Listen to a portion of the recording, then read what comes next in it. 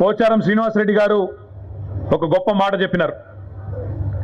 గతంలో ఇదే చెరువు కోసం 96, 97 ఆ 25 ఏళ్ల కిందట ఒక 70 లక్షల కోసం 50 లక్షల రూపాయల కోసం ఈ ప్రాంత ప్రజల కోసం ఎక్కని కడపలేదు, ఎక్కని గడపలేదు, మొక్కని బండలేదని చెప్పి మేము తిరుగుతూ ఉంటే చెప్తా ఉండే.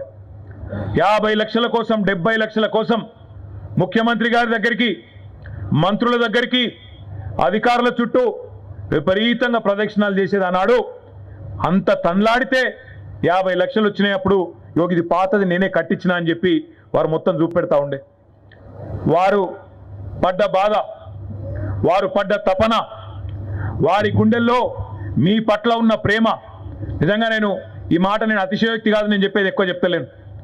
వారికి ఇక్కడ ఇంచించు ఆమూలాగ్రం, ఇక్కడ ఏ మనిషికి ఏం కావాలి, ఏ రైతుకి ఏం కావాలో వారికి తెలిసినంతగా బహుశా ఈ ప్రాంతంలో, ఈ జిల్లాలో ఎవరికి తెలియదనే మాట అతిశయోక్తి కాదు.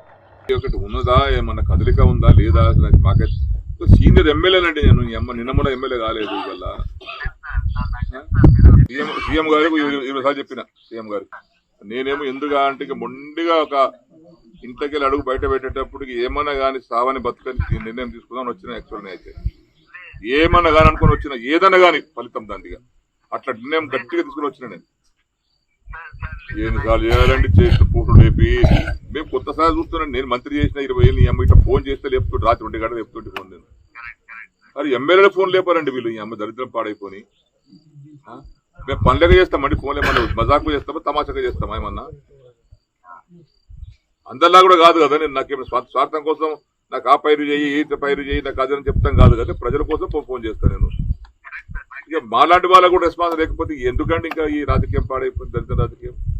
పోచారం గారు అర్థం చేసుకోవాల్సింది, పెద్ద ఆయన ఇబ్బందులు ఉండొచ్చు. ఈ రాష్ట్రాన్ని 8 లక్షల కోట్ల అప్పులో దిగబెట్టి మా చేతికి పగ్గాలు ఇచ్చి పలాయనం చిత్తగించారు బీఆర్ఎస్ నాయకులు.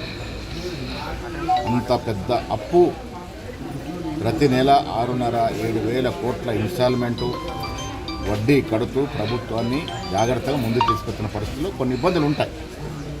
పోచారం గారు పెద్ద మనసుతో అర్థం చేసుకుంటారని అనుకుంటాం. విభేదాలు కావు, చిన్న చిత్కర ఏమన్నా సర్దుకుపోతాం.